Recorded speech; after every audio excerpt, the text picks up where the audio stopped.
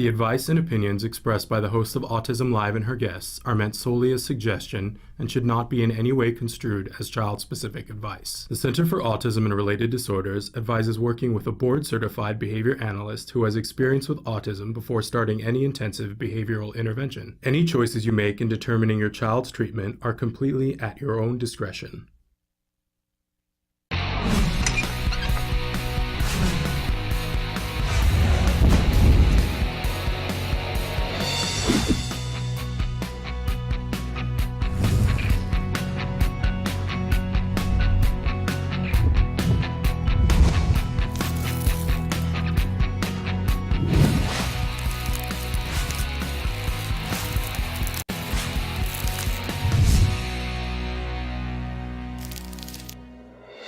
Good morning and welcome to Autism Live. I'm Shannon Penrod, and we are webcasting to you live from the Center for Autism and Related Disorders headquarters in Tarzana, California.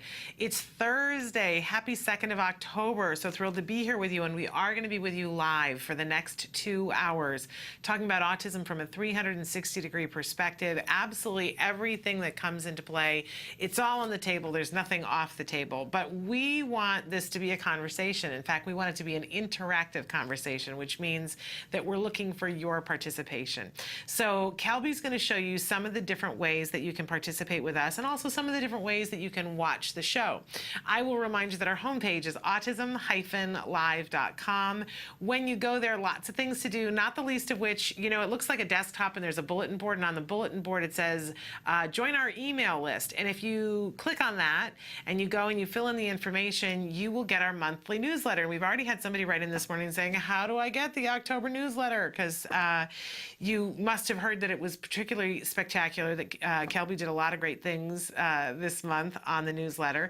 It is posted to Facebook and it is posted to Twitter, but you get it emailed directly to you, and you want to be on that email list because then we don't abuse it, believe me, but it lets you know if we're going to have Temple Grandin in the studio and we only get 6 hours notice, and sometimes we get less than that, then we're able to send out an email. It's for that big important stuff that we know that you guys would like the opportunity to know, have an insider's view to what's happening. So, and then because the holidays are just around the corner, and you know we do some fun things during the holiday, we've got some things lined up that are just going to be people who are on our newsletter list. So get on that list. That's what I'm going to say about that.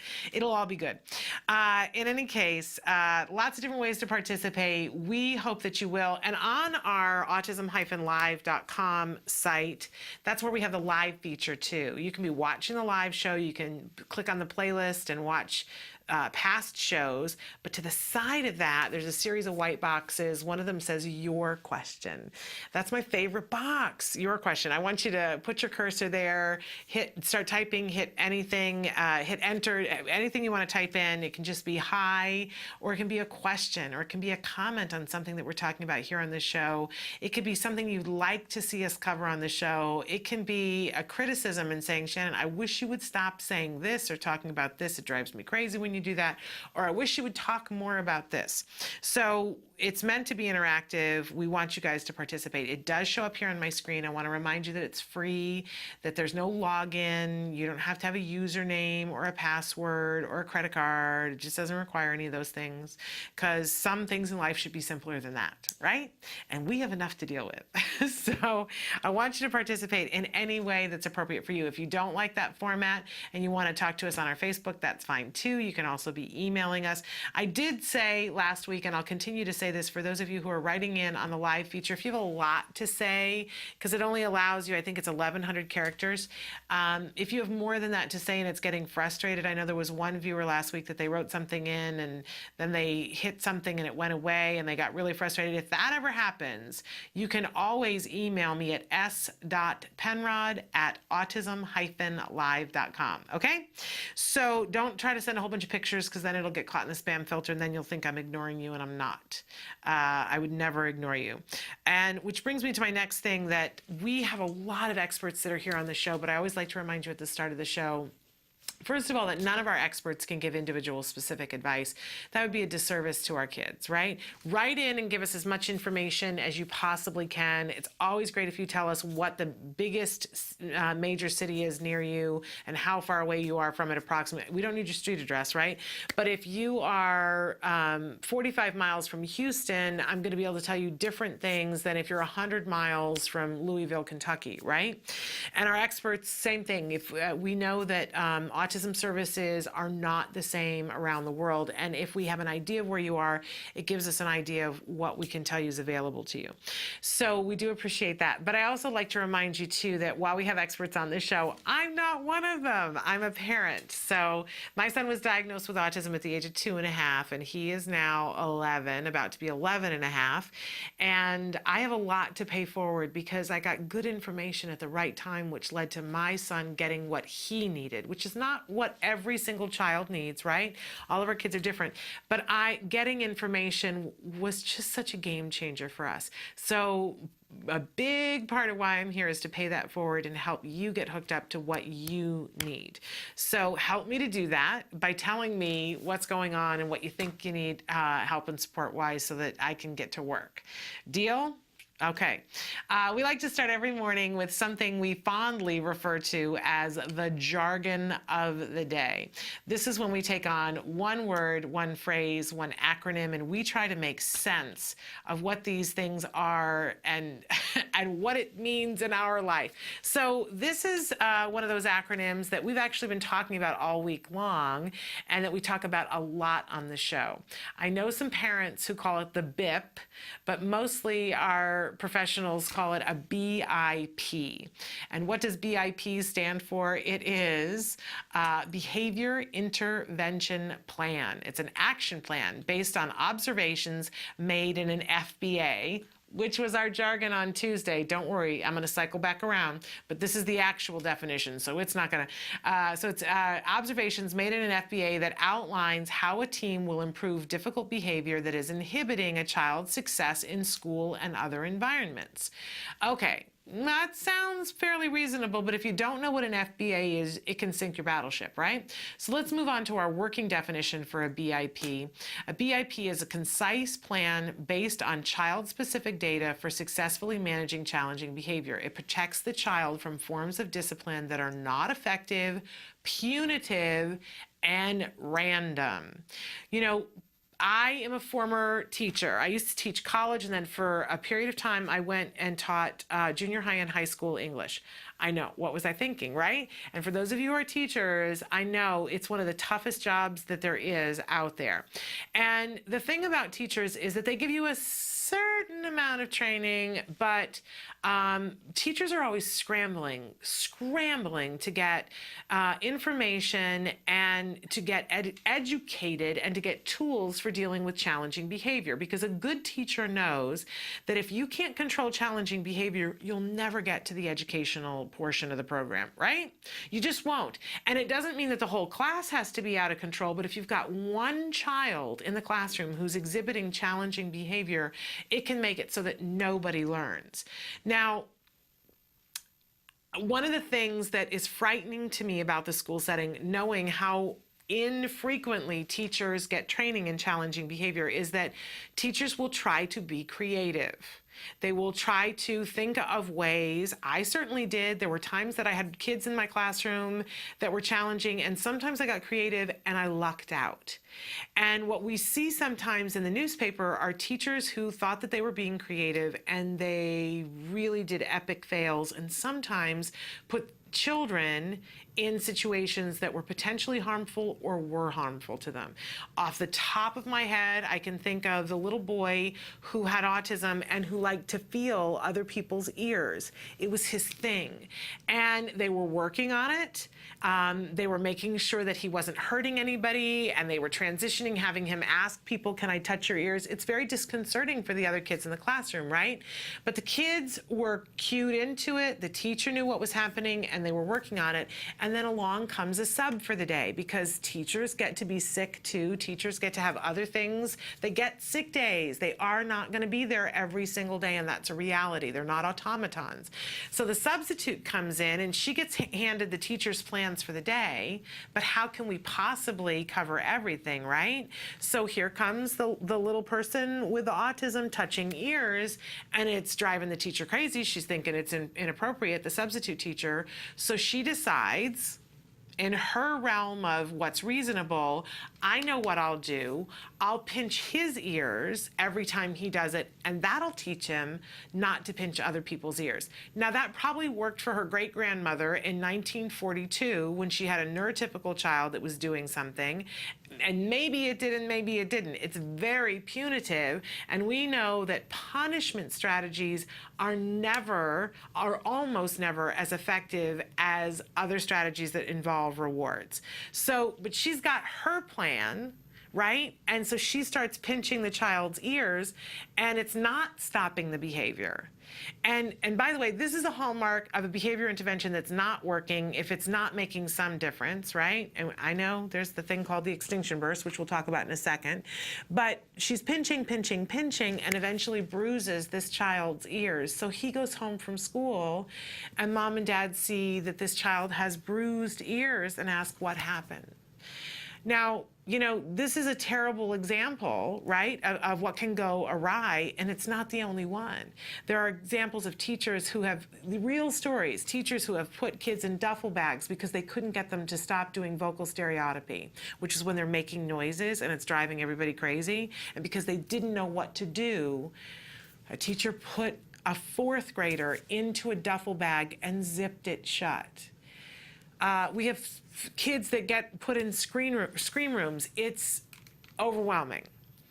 And what we have to do, because we don't have time to go and give everybody all the training that a therapist would give, what we have to do is put in place intervention plans that make sense, that are workable, and that move the dial. They actually start to change the behavior.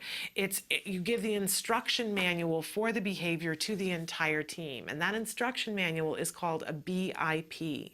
And it isn't random. It's attached to the IEP, which makes it part of the legal document of how we intervene with this child. And it is BIP is only done after an FBA, a functional behavior assessment, to find out what the function of the behavior is. Then the BIP is tailored to that so that it effectively, based on scientific evidence of what works with that behavior, puts in place a series of steps to diminish that behavior, to give a replacement behavior, to know what to do when the behavior happens, to know how to avoid the behavior happening. These are all parts of a really well-written BIP. So if your child is having difficulties at school, we said on Tuesday, ask for an FBA to be done so that an effective BIP can be done. Do you see how these two terms can make the difference for your child in their classroom, for all the other kids in the classroom, and save sometimes your child's educational setting? Because if they can't get that behavior under control, they're going to start saying, oh, well, he or she has to go to another school, or they have to go to another classroom, and they will get a more restrictive environment that maybe they didn't need if people had the right tools. BIP, it's a lifesaver, literally. Okay, so that's our jargon term for today. Don't worry if you don't understand it, because the more you hear about it, the more you'll begin to understand.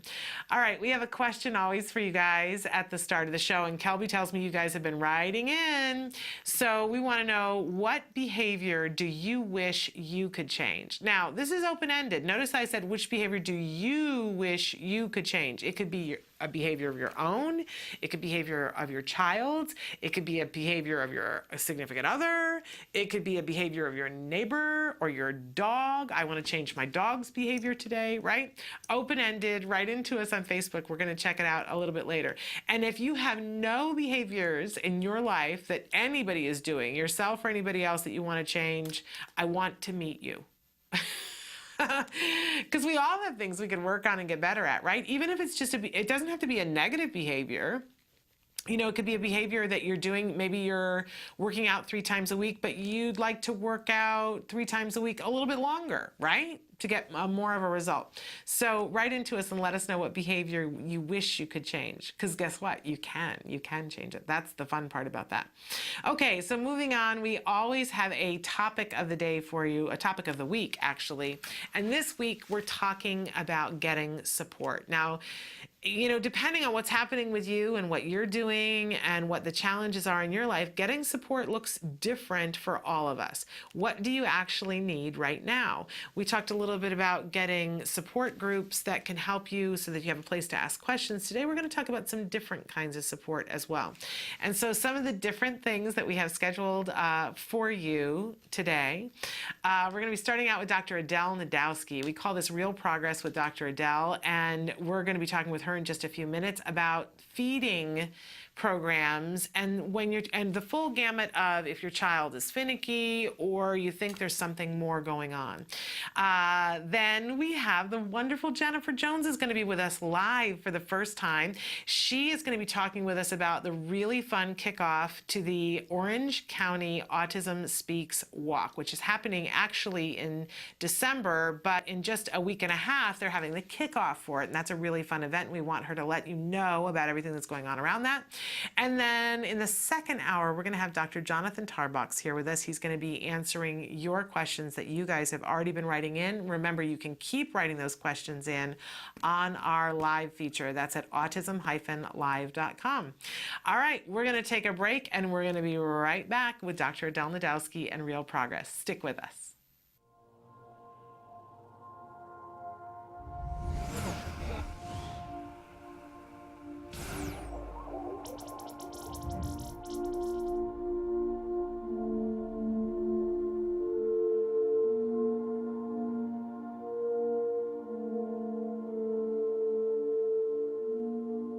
Riley has high-functioning autism, and I'd say I noticed somewhere between 9 months and a year. Looking back now, I can tell you everything. I mean, there was no pointing, there was no shared experiences, speech was not coming, the interactive play was not coming, those things weren't happening. You go to the pediatrician, they tell you, well, sometimes boys are slow or things might take a while to come along, but it still wasn't happening. And right when he hit the 2-year-old room in preschool is when the wheels fell off the wagon. That's when we got some intervention. That's when we figured out, how are we going to address this problem. The first thing I did was I got a mentor, because there's no book on what to do with your autistic child. I mean, there's many books, but each path is individual.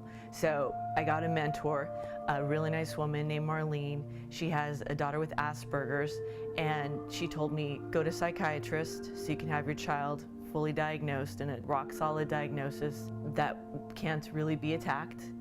Call CARD and do whatever they tell you to do. That was probably the thing she talked about the most. Get in touch with CARD. And she actually put me in touch with Evelyn from CARD. And calling CARD was like amazing, because I really felt like things were finally going to be okay. We were going to get the help we needed. We tried a number of different things before we could get into CARD, and you could really see the difference in the data keeping, really addressing what his issues were, whereas the other places we had been, it seemed pointless to me. We've talked about this, and I feel like we met a lot of really nice, well-intentioned people. Right. And then when we got to CARD, we met a lot of really nice people who could help us because they had the experience. It was ABA, which I think is the only way to go with your child if you're trying to overcome autism. And if you go to CARD, the people are so qualified, and there's so much of a database on how to approach this. It's just like they come right in, and we started off with, let's have Riley sit down for 2 seconds, because he couldn't even get that. And we worked on baby steps until now he's in 1st grade and he's working at grade level. So it just starts with baby steps, and it keeps working on, because they have a way to approach every single problem, every single tantrum, every single thing you're going to come up with. They have a way to approach it and help you get through it. Yeah, I'm always amazed, like at our clinic, we'll be having a specific problem, and how good they are, all of them, the therapist and your team leader, at coming up with a solution, something to try, and it almost always works. Whatever the particular behavior you're trying to deal with, they're really good at them. They know the answers. He likes a lot of stuff I think regular 7-year-olds like. He likes to swim. He loves to swim. He's a fish. Likes to ride a scooter, loves Toy Story, loves playing on the iPad. Loves Loves Justin Bieber. Thought you all be mine. Good job, buddy. High five. High five. High five. Yeah. Card's been good about encouraging us to do things that maybe wouldn't occur to us, like him learning to ride a bike was really them saying, hey, it's time, let's do this, and helping us do that. And so he can ride a bike. He's still working on the brakes a little bit, but you know, he can pedal a bike. We can go to Balboa Park and he'll ride happy as a clam along the bike path. If you think something's wrong, it's not about you. Don't bury your head in the sand. Go get help, because the help is out there to make your life and your child's life just so much better. And if you're lucky enough to get in with CARD, I can't even tell you what a difference it's made in our lives. From 4 years ago, just the quality of life we have, the quality of life Riley has, the progress he's made from being a child who wanted to stay in his room and play Toy Story and line up his Toy Story dolls all day, to a first grader who's working at grade level. It couldn't have happened without CARD intervention, without ABA, and without all the wonderful people we met there.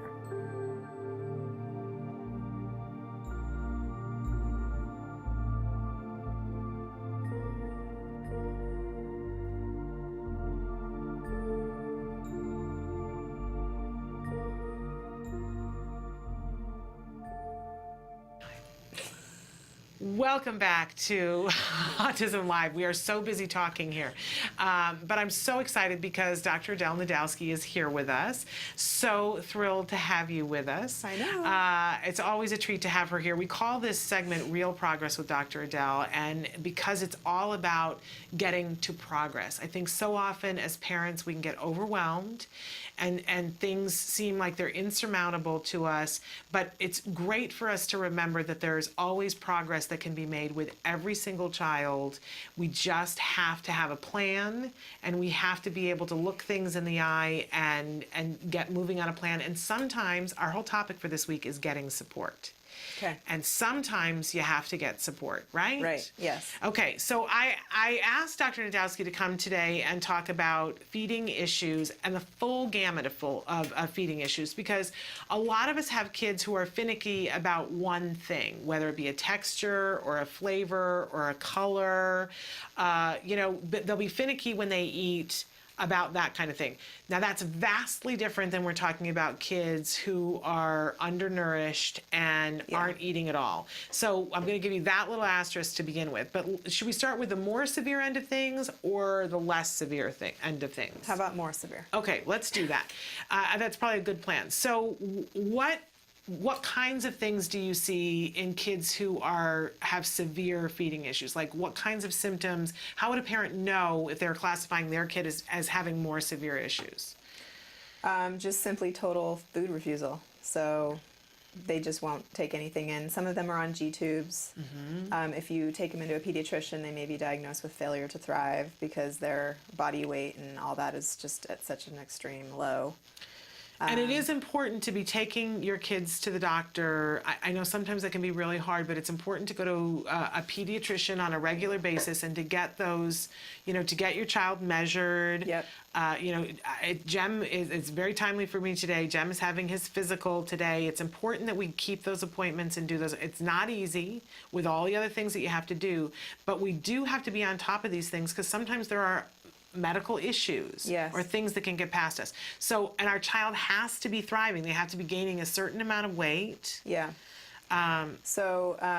Basically, every pediatrician office, once you get established with one, they put your kid on a schedule and they tell you when they need to come in and they do certain checkups and whatnot. And they always check their height and their weight and they put them in the percentiles. And if it's too low, then they might diagnose them with failure to thrive. But so that would be the severe end of things, would be just total food refusal. And when we're at failure to thrive, this is something very serious, correct? That you have to get support. Yeah, you do. And also I'm a behavior analyst. If I have a kid like that, I'm definitely going to be consulting with a physician and maybe a nutritionist. I'm not going to be trying to do this on my own for treatment as well. But there's hope, because there are ways that, and especially from a behavior analyst point of view, there are ways that you can help to get a child that doesn't want to eat at all to eat, correct? Right, yeah.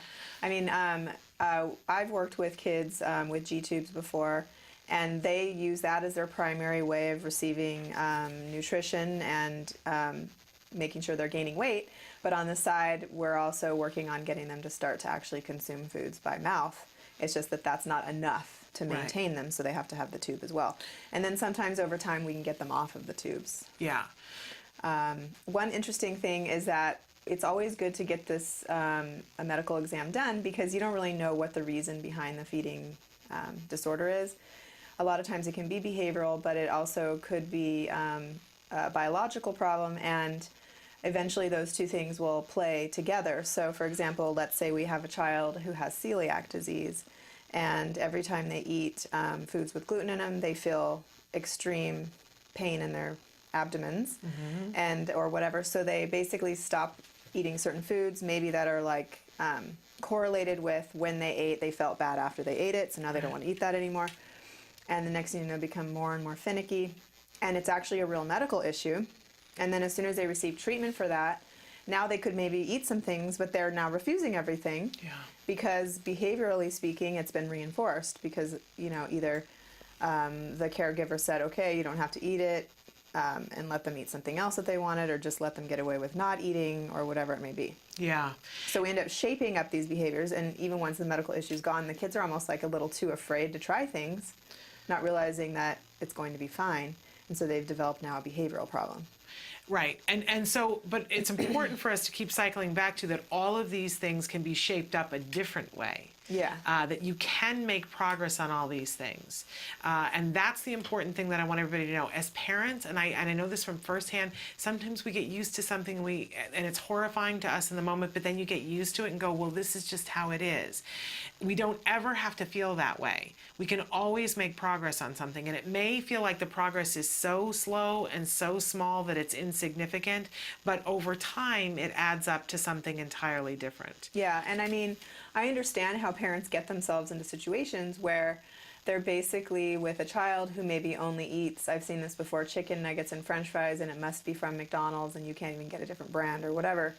Even if you put it in the box and tried to present it to them, they would know.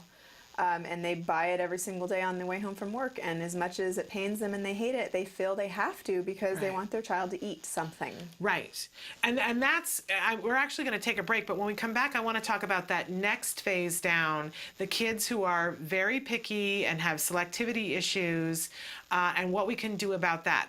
I have seen children that they eat like birds, and you think, oh my gosh, how are they going to sustain life? And yet they are, right? But it's still an issue because you don't think they're getting the right nutrition. So we're going to talk about that group of kids right after this message.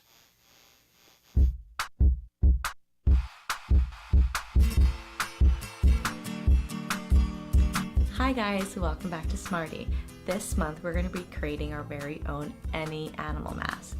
As we work on this activity, you'll notice that these icons will pop up. These icons tell you important information about what skills we're using to create this craft and how to find them on Skills. Skills is an ABA-based online program that helps parents create individualized programs for their children on the autism spectrum.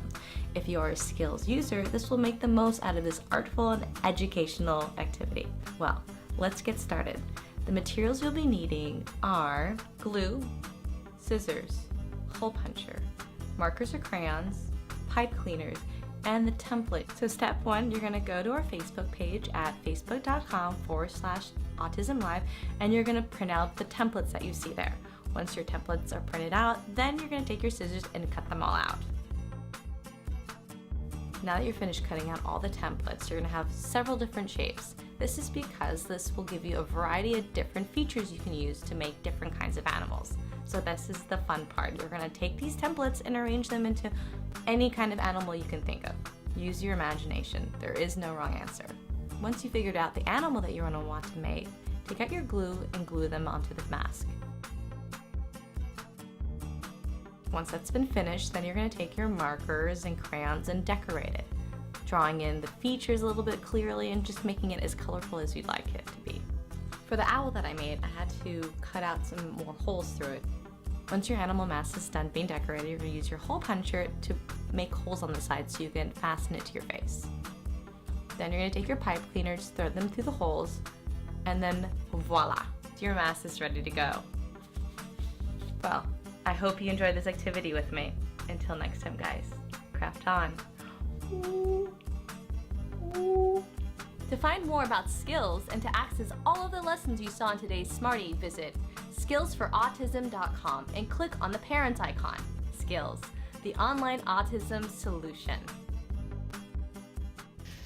Welcome back to Real Progress with Dr. Adele. Dr. Adele Nadowski is here with us. We're talking about feeding issues. We just talked about those kids who are on the more severe end of things, who are not eating, who are not thriving, checking out to make sure that there isn't a medically underlying issue, but understanding that there is hope for those kids, that you can ask for support to help those kids to be able to eat more. Now I want to cycle to the kids who are finicky eaters, that they've got food selectivity issues, and we've given into it a little bit as parents because we are so afraid, as you said, they've got to eat something, so I want to get something in them, and a lot of times we will pick something that isn't the most nutritious, and over time that adds up for our kids, and it wears on us as parents. So help us, Dr. Nadowski, from a behavioral point of view, what kinds of things can we be doing to change the dial a little bit?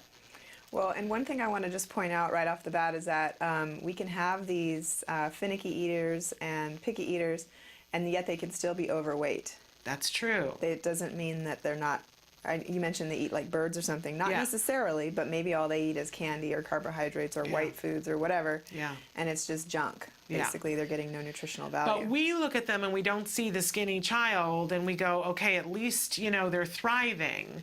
But that's, a little bit of a misconception, because to truly thrive, we want them to have a healthy, balanced, nutritious meal in them, hopefully 3 times a day. Yeah, at least twice, but we should be getting that into them 3 times a day. Yeah, and a lot of times when we start doing feeding intervention, we'll have like 5 meals a day or 6 meals a day or something, so that we have multiple opportunities to practice. Right. But basically, what you're looking at is there's all sorts of things you can do. For one, you can lower the requirements, like pull out a food that they need to try and start with things that are very similar to ones that they already will eat, but that they still refuse. So if they like potatoes, there's different ways to present potatoes. Diced, baked potato, mashed potato, whatever, right? And I like to even sneak just different things shapes, in. Waffle, whatever. I like to sneak things into the potato too that they don't know are there. Like what? Because you can. There are whole recipe books now about sneaking vegetables into other things. And if you're making mashed potatoes, for instance, you can sneak cauliflower into mashed potatoes, big. and the kids don't know. Yeah. And you can sneak cannelloni beans in, and they won't know. Right. You can sneak chicken broth easily into, people do it all the time, into mashed potatoes, and they put other stuff too. Sometimes they'll put sour cream and other stuff, but we can make healthier choices and sneak them in. Mashed potatoes is like the great leveler. You can put a shoe in mashed potatoes and get away with it, right? Which we would never do. I'm being funny. We would never do that. But anyway. All right, but my what I'm saying here is just pick things that are similar to other things that they already will consume, just to make it more likely that they might be successful. Okay. Add a reinforcer in for trying new things. So then we might be just going for texture. And have it be a different texture, the potato. So if they like the French fry, we're having the waffle fry, so we're working on that flexibility kind of stuff. Yeah. Okay. Just to get them into like the mode of trying things. Okay. And then also providing a reinforcer, which is something that they shouldn't have had access to lately, so that it's things that they really are motivated to get. Okay. You can also, sometimes that doesn't work. You can also decrease the amount of demands placed. So, okay, you only have to try 1 bite, and then you can have all these great things. And maybe increase the magnitude of the reinforcer, so it's a whole bowl of something that they really, really like for just 1 tiny little bite of something that they normally wouldn't eat. And it's okay to start there. Yeah. I think where we fall down as parents is we think that's the end. We go, oh, yay, they ate the bite of that. Yay, I'm done. But we have to keep changing. So the reinforcer has to get smaller, and they have to take a bigger bite, right? Yeah, so over you just time. start with something that'll almost make it like impossible for them not to succeed. So it's like maybe just putting the food in their mouth, but they actually can spit it out and still get the reinforcer. Yeah. And then from there to maybe chewing it and then getting the reinforcer to their swallowing it.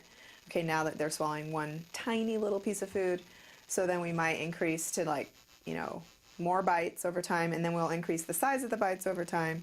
And as you said, we might decrease the amount of reinforcement eventually. And a lot of times that's very easy because these foods that they're refusing, a lot of times they've never even tried them. They're just literally just refusing to refuse. And once they try it, I mean, food is good. And they put on tastes a show though when they're refusing that's so convincing to parents. There should be a video just of what kids do when you put food in front of them, because some of them will gag. Right? And they make the biggest faces. They act like, we've brought the worst thing, a dead rat, in front of them and asked them to taste that. But as parents, we need to stay a little neutral about that, right? And not give that attention. Exactly. And that's hard too, because some kids will actually vomit during the meal. And I've had that before, and that's like extremely emotional for the family. And we just tell them they immediately want to go and get a mop and clean it up. And I'm like, no, just leave it there. And we're going to continue this meal. Right. And why? Why don't we want to give that attention? Because you can actually shape up that behavior of vomiting. Kids can learn to get themselves to vomit, just like kids can learn how to burp and do other things. Right.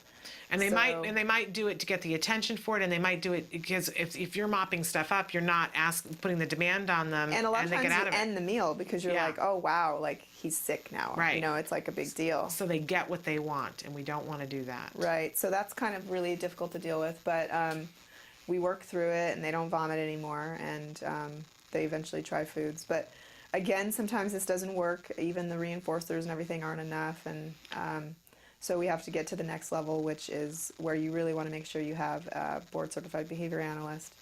The procedure that's often used is called non-removal of the spoon, and it just involves holding the spoonful of food in front of the child's mouth and telling them to take a bite and waiting them out. Right. In a very passive way, waiting them out with no emotion. And again, this is not something for a parent to do. This is something that you want to have somebody who's trained if you're getting to that level. I think it's a really bad idea for a parent to do it simply because of the emotional attachment that's there. It's hard to remain neutral. It's hard not to get mad at your child. It's hard. Or get frustrated or cry or whatever, Yeah. all things that would be inappropriate in the circumstance to get what you want to have happen in the circumstance. Yeah. Now, you have also said to us before that something that we should all be aware of, parents, that when presenting a new food, what's the statistic? It's some crazy amount of times that you have to present the food before you can reasonably expect that the child's going to eat it. Right. So just simply pure exposure is something that's been looked at, and it's like 15 times sometimes a food just being present. Eventually a kid will try it. So one of the things, I have a finicky eating child. She's a lot better now, but what I would do is I would make a meal for the household and I would put the food in front of her, and I knew that she always refuses certain ones, but that doesn't mean I don't put it on her plate. If I'm making it for dinner for the family, I still put a very small portion on her plate. And when she would say, I don't want this, and freak out because it's on my plate and I want it off, she wants it off immediately. She'd try to take it off and put it on my plate.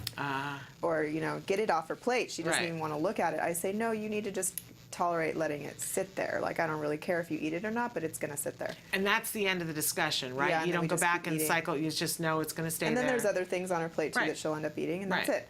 And then the next time that item's being cooked, I still put it on the plate. I don't care if they said they don't like it. Right. I don't take the mentality of, well, she just doesn't like that, so I'm never going to offer it to her again. Right. And that studies have been done about this, that you have to, 15 times that you need to present it before we reasonably... Sometimes that's how long it'll take before a child will, feel okay with trying something, or... Yeah, and I don't know. Or maybe they try it and then they finally have a taste for it. Things like that, tastes change over time from just exposure. And I don't know a single parent that would think, "Oh, I need to put that on the plate 15 times." We would give up after a couple of times, right? So it's good for us to know that and to hear that's kids across the board. That's not just kids with autism. That's kids across the board. Here's another thing that I would do with her too is that there's certain foods I know she doesn't like, or she says she doesn't like. And so I'll just put one bite on her plate. This is once I got past the, okay, you just have to let it be on the plate and be okay with it. And I would tell her that she has to have the one bite. And she'd say, but I don't like it. And I would say, I know, and I'm sorry that you don't like it, but I don't really, sometimes you just have to eat some things even if you don't like them. And so that's why I only put one bite. You're going to eat that one bite. Yeah.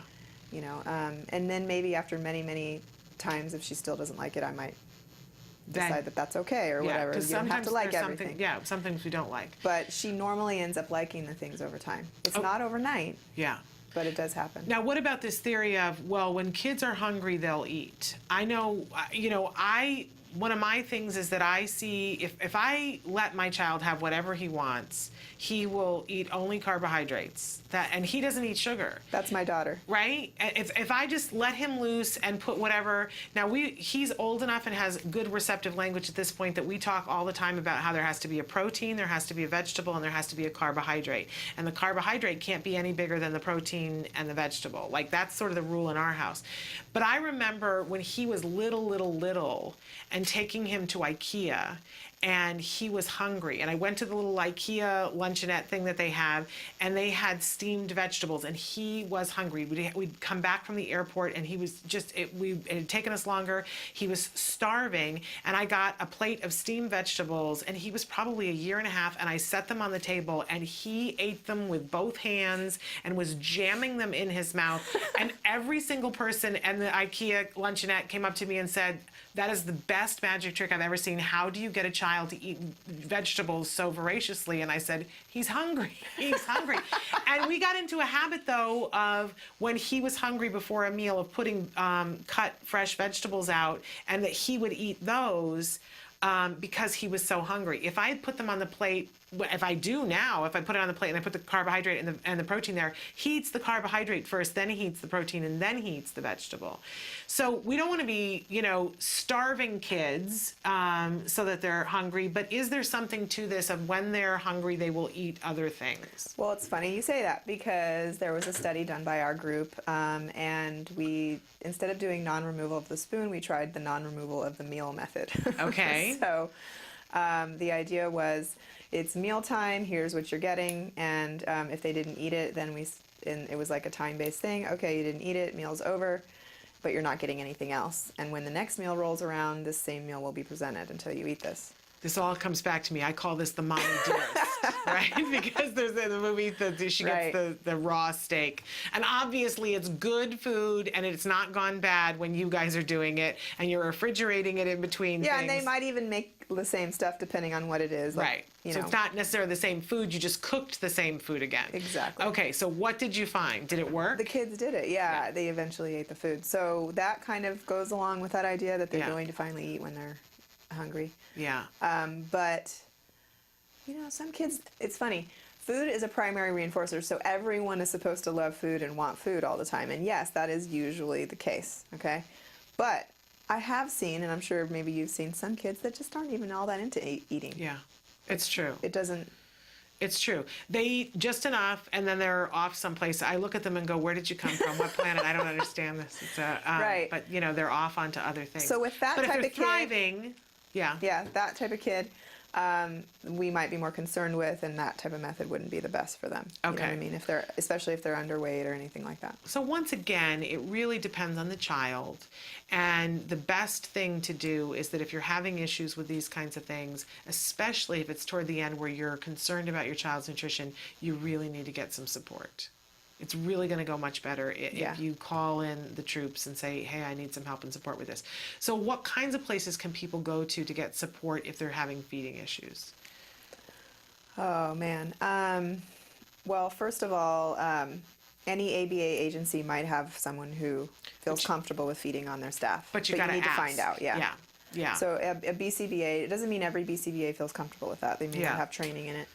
But that's a really good place to go to start off and find out. I know CARD has plenty of those, and we have offices all over the country. There's also places where they're kind of known for providing feeding intervention for any extreme case. One of those is the Monroe-Meyer Institute in Nebraska, and another one is Marcus Institute in Atlanta, Georgia. But they're far away, so it kind of depends where you live. But there's also, feel free to email Shannon, and Shannon can ask me, because I have personal friends who do this type of intervention, and some of them travel. Okay. And they do like a model where they come into the home and train the whole family on how to deal with it. So. But, especially if you're having the feeding issues where your child is failing to thrive, super duper important that you seek out and find that resource. And if you need help with it, we will help you to find the resource close to you. Dr. Nadowski, I thank you so much for being here and for sharing with us. We're not going to be here next week, so we're going to see you again in 2 weeks. Okay. All right. There is a Thursday coming up where I'm not going to be here. All right. It's October 16th. Okay, so we're going to see you in 3 weeks. Then. Okay. All right. All right, programming note. So we'll see you right before Halloween. Okay, sounds We'll have good. lots of things to talk about then. All right, we are going to take a break, and when we come back, we have the fabulous Jennifer Jones with us. She's going to be talking with us about the kickoff for the Orange County Autism Speaks Walk. Stick with us.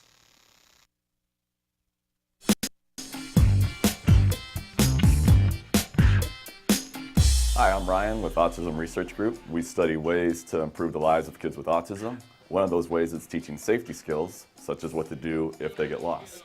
We hit the streets to find out if anybody knows the correct answer on how to teach a kid what to do if they get lost.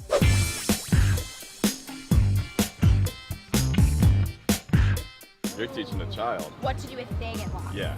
You're trying to make them Okay. independent so they have the skills. Gotcha. Okay. Well, give them a compass. Code name's good idea. Centurion. We always have this whistle. Oh, I'd Figure it also out, tell the don't kid. I tell the kid, don't get scared. It's all. You're gonna be all right, man. This is just the world. This is planet Earth. You're at home here. As long as you're on planet Earth, you're at home. As long as you're on planet Earth, you're home. This guy's a genius. With that flawless logic, he just solved our homeless problem. And as for the unique sounding whistle, although very cool, it'll probably only work if you're in close proximity. And a compass, I have her call me. Yeah, she don't have a phone. Parents are like, you're too young, you don't need a phone. Establish some sort of like meeting place. What if they can't find a meeting place? Because sometimes the kids get nervous when they get lost. Yeah. So like a backup plan, Well, like plan B. yeah, I don't know. No, not really. Let them go and find a new kid or something. Yeah, I got a different one. Yeah. There's not much you can do. There is stuff you can do. that's right, there is stuff you can do. In 2012, myself, along with my colleagues, Dr. Jonathan Tarbox and Dr. Adele Nadowski, published a study in the Journal of Applied Behavior Analysis on teaching kids what to do when they get lost. The study demonstrated how 3 simple things, rules, role-playing, and praise, were effective in establishing these help-seeking behaviors. The benefit of this method is it doesn't require the child to have a cell phone or to have to locate a meeting place, which might be difficult if they're in a place like Disneyland. So once again, our method included rules, role-playing, and praise. Let's head back outside and learn about some of these rules. They should yell out loud. Can't find my mom, help me. Maybe yell out and scream for help. All right. Scream really loud. Correct. And if that doesn't work, then, I don't know. well, they could seek help from someone. Find an adult. Go to a vendor, and say I'm lost. Find an adult, like a police officer or a fireman or an employee in the store, and tell them, and maybe they can help you contact your parent. It really is that simple. You don't need to get your kid a cell phone. You don't need to establish a meeting place that they might not be able to find when they're lost and panicking.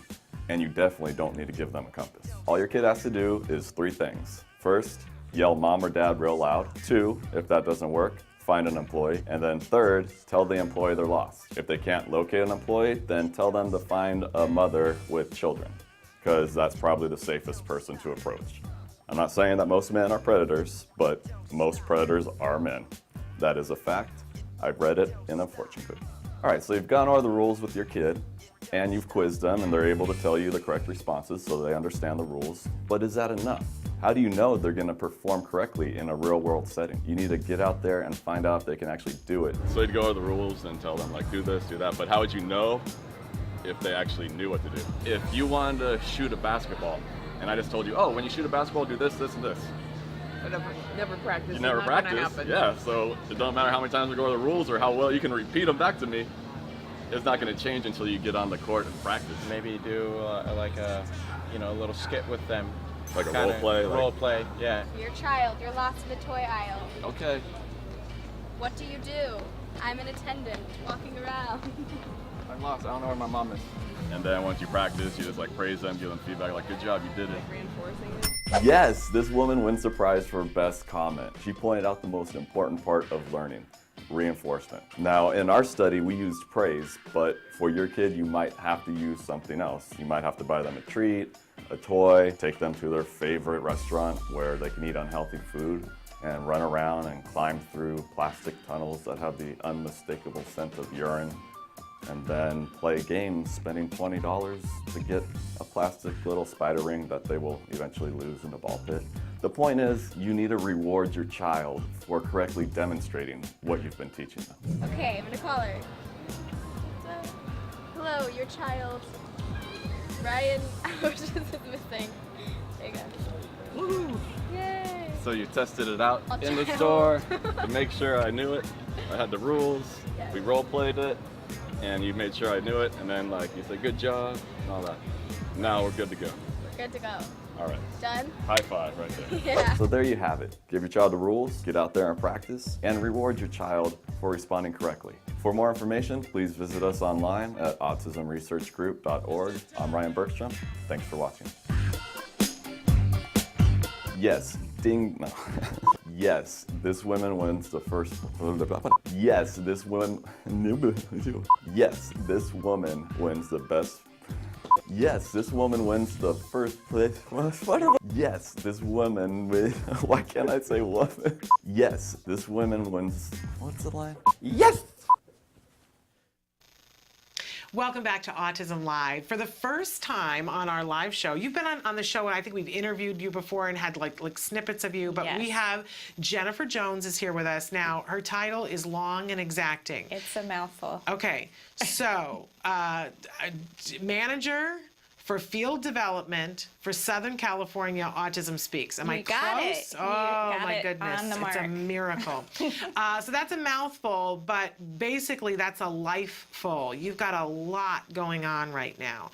Definitely. And we asked you to come because you got 2 amazing walks in the chute that are coming up. Tell us about what's happening with both of these walks. Sure. Thank you for having me. I'm very excited. Thrilled to have you. So we have 2 walks coming up. We have on October 19th on Sunday, we have our San Diego walk, which is at Liberty Station at Point Loma. Beautiful location.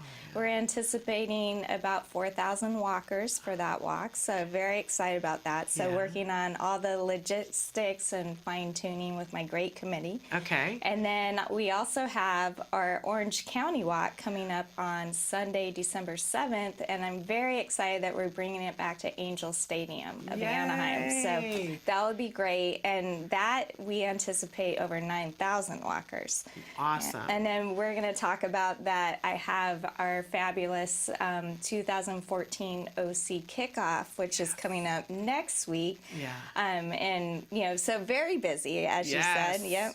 Driving all lot over the going on. place, but yeah, but I love it. I love it. Okay, so let's talk a little bit about the kickoff to start, because that's the thing that's coming up next. And what's the exact date for that? Okay, so that is Saturday, October 11th. Okay. And that is going to be at the historic Fullerton Ballroom. All right. And my wonderful kickoff chair and friend and partner in crime, Larry Hauser. A friend of ours. Oh, yes, from Fullerton Cares and obviously Bourbon Street. He is helping me put on this event, and he's just been so gracious and so fun. So Larry and I guarantee that we are going to put on a great party for everybody. I believe that. If you guys are in charge of it, it will be a great party. You guys know Larry. He was just on the show a couple of weeks ago because they were doing, for Fullerton Cares, they had their comedy night, and he was here with all the stand-up comedians. Which was fabulous. I went to the comedy show, and it was an amazing night. Very proud of him. I'm so glad to hear that. I couldn't be there because my son had a school thing, and I was bummed. Everything's always on the same day, right? You can't split into 5 people and be in 5 places, but it looked like it was going to, the comedians were hilarious. It was amazing. They had 2 comedians on the spectrum, and they were my favorite. Just really, really touched home. So Well, it was fun. how wonderful.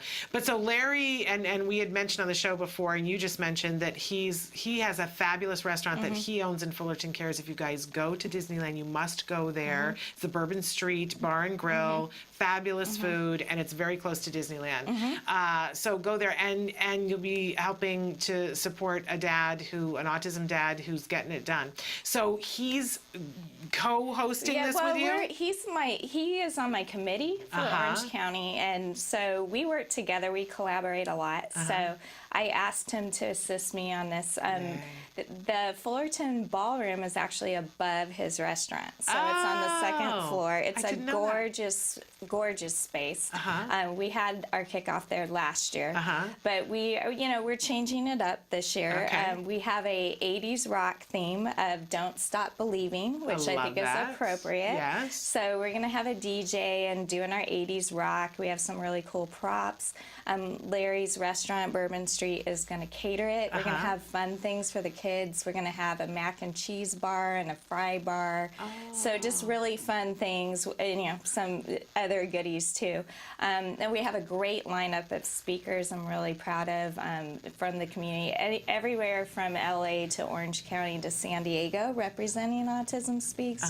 So a really good range. We're also gonna premiere a video for My Name is Neil that Matt Asner just produced about an individual that uses a communication device that is nonverbal, and Neil will actually be there. And then you've probably seen the video of My Name is David. Yes. David Sheriff will be there as well. He's going to update us on his progress. He recently went to prom. And then he took a trip to New York to look at colleges, as well as he just got his driver's license. So, and he spoke last year, so I'm really excited to get the update because he brought down the house last time. We just have a really good range of people coming. I also have, going along with the fun music theme, John Easdale from Dramarama is coming, and he's going to talk about being a dad to a teenager with Asperger's, and then he's going to perform for us as well. So it should be really fun. It sounds like an amazing party. Now, for people who've never heard of a walk kickoff before, it sounds like just a big party. But and obviously it is. But what's the goal of this party, this event? Well, we really want to bring, let's say, new people in, new team captains, but as well as vendors and sponsors and just everybody that plans to attend the walk or is thinking about the walk, and really educating them about what Autism Speaks is doing specifically for the Orange County community, because there's a lot going on down there that we're really proud of, including grants. And so we want to educate them of what we are already doing, but also what we're doing on a national level with Autism Speaks, with our 4 pillars, and how that trickles down to our local community. But also talk about the walk and talk about what to expect at the walk, and then how to maximize your fundraising, because obviously what we fundraise and our goal comes back to our community. Right. And our whole theme this week has been getting support. And I think it's important for people to know, and I think you and I have both experienced this at some point, you may want to get some support, and you think, well, and somebody says, well, you should volunteer and do this and be on this committee. And it sounds backwards. It sounds like, wait a minute, I wanted some support, but I'm going to volunteer. But I think everybody that I know has found in some way in their life that if you show up and say, I'll be happy to sit here and put the labels on this, you get so much more back for having done that, because you meet people, you get the support that you need, you find out about all kinds of things that you can do. And I think that this event is the perfect example. You can come to get the support, but maybe you find yourself going, hey, this is really cool, I want to be a team captain.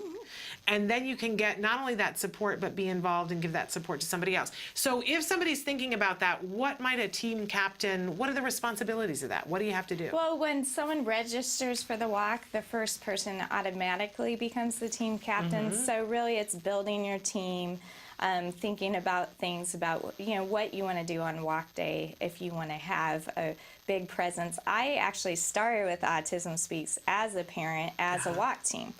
So this will actually be my 10th walk with Orange County. And I started as a parent with a team, then as a committee member, and now I'm directing the walk. So it's all full circle. But for me, it would be, what I like to do is, build a real presence and team for my son Dylan.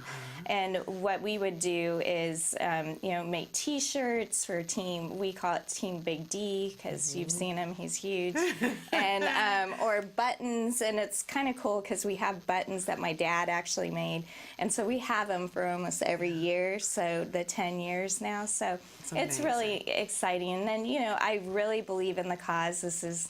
And I believe in Autism Speaks and its mission. So this isn't just a job. It's my life. It's a passion. So I really, for me, bringing across the different resources that are available and, educating people, that's what it's all about. So I think full circle for me, starting out as a team, it kind of shows what can happen and what you can do, and the power of the people. Yeah, absolutely. And so I want to encourage people to go to that kickoff and to go, if you're in the area for San Diego or for Orange County, go to these walks, because whether you have your team together this year or not, go and feel what it's like to be supported by that group of people. You will feel different at that walk than any place else, because as you look around at the sea of people and you realize they get it. You can't buy that. No, absolutely. I'll say for me, I went shortly after my son was first diagnosed at 4. I had been fighting for a diagnosis for a couple of years, but for me it was shortly after, and it was still at a point where, as you know, it's so devastating. You feel very isolated, alone, and to go to a walk with so many people in the same situation, not that you wish that upon anyone, but it's just such a sense of community.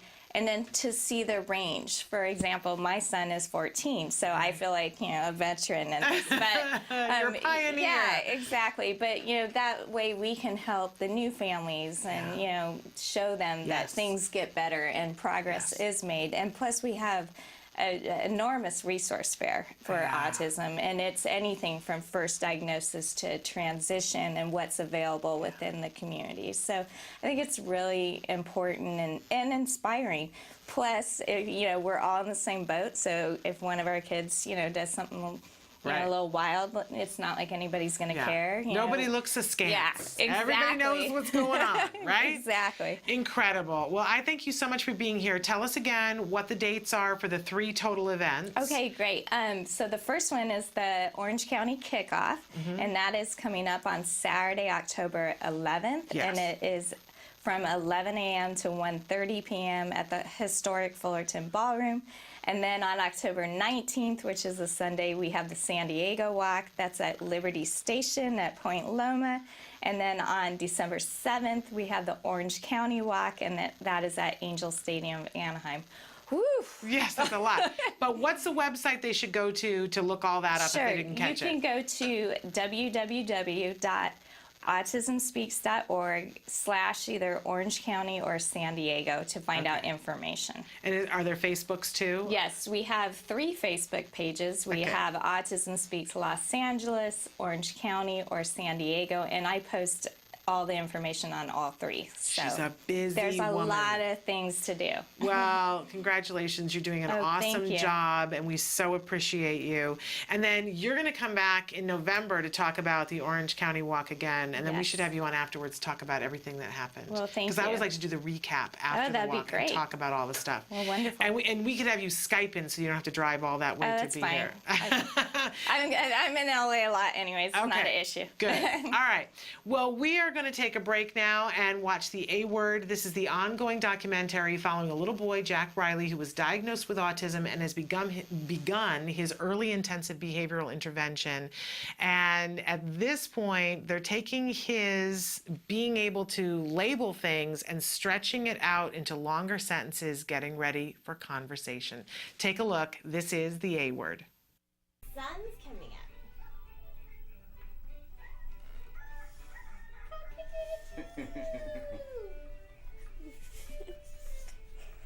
How do you spell apple? Jack? A-P-P-L-E. We went to the mall last night and got him some new shoes, and He rode the carousel, and I watched him for like a half hour, and you would never guess he wasn't like every other kid in there, except he was smaller than a lot of them. They run around with That's so funny. reckless abandon. So funny. That's so funny. Hey, what color do you want? Look, I have green, yellow, and pink. What color? Yellow. So what do you say? Yellow. Yes, you can. Close. There we go. Oh! Uh-oh! Should we make him stand? Should we make him jump? Here, let's make him jump. Ready? Boink! Uh-oh! Look! What is that? See, it's a footprint. It's a footprint. It's a footprint. Cool, you want to do it again? Take it. While Jessica and Jack Riley are playing with Play-Doh, they are working on his fine motor skills. They include pincher grasp for picking up food, rotating the wrist for clasping and opening the door. Having fine motor skills are needed for daily living tasks. Oh, coolness. Wow. Happy birthday. Happy birthday. Whose birthday is it? Say it's my It's my birthday. Say birthday. birthday. Say It's my birthday. It's my birthday. yeah. How old are you? It's my. I'm 3. Yep, you're 3. Do this. Say 3. 3. 1, 2. Look. 3 fingers. Look. Right here. Look. 1, 2, 3. 3 fingers. 5 pictures. Yeah, well, yeah, technically you do have 5. What is that? I love it. He's wearing a blue Hat. and a Green. hat and a Red hat. hat and a oops! He's not wearing a hat. Yellow hat. Yeah, it's a yellow hat. Red. Red shirt. Blue shirt. Yellow shirt. Green shirt. Yeah, oops! He's wearing it upside down. It's a hippo and dog. good. It's a rabbit and frog. good. It's a pig and cow. Very good. I have a question for you. Why is tacting important? Tacting is important because it helps with language and conversation too. When we first start off, we just have him identify labels. It's a ladybug. And then we move into frames, like adding article adjectives to it, like it's the dog. What is it? Say it's. Yeah, it's a chicken. And then now we're having him add 2 objects. So he has to say it's a blank and a blank. It's a pig and cow. Very good. And then we'll move on to like add adjectives in front of the words too. So he, like what he does already, he'll say like it's purple socks. It's a red shirt. Yellow suit. Blue suit. Red suit. Just to help expand his language skills a lot more. Let's go, Jack Riley. You want to copy Susan? That's hilarious. That's so funny. You guys are so funny. Look at you guys. Are we buddies? Are we twins? Here, give me your hand. You guys are so funny. What are you doing, Jack? Are we sitting? Yeah. I think you are thirsty. Let's get you some water. So cute. You even brought the chair over and everything. Funny. Come on, let's get some milk, Jack. Say, come on, Suzanne. Close yourself. Okay, let's go. Cow. Too much laughing and giggling in here. That's a good thing. Welcome back to Autism. I remind you that you were just watching. You can watch that entire series at your own pace, skip around, start in the middle, go to the end, go back to the beginning, whatever you want to do. Watch them over and over again on the A Words YouTube channel. Encourage you to go there and check that out. Such a great tool for teaching us what's possible, what quality ABA therapy looks like, the progression of things, what it's like for the family, the fact that it doesn't go in a straight line, that new behaviors will come, and that's not unusual. That doesn't mean that the therapy isn't working. It means quite the contrary, that the child is growing and developing and that new things are coming along that have to be dealt with. But when that's happening in your home, right, it's nerve-wracking. You're afraid of why, things were going along great. Why have you think of it as a backslide, when in actuality, what it is the child getting new skills and wanting more freedom, and that they need more ways to communicate. If our children never ever had more challenging things happen, then we wouldn't have the teenage years, would we? Just saying.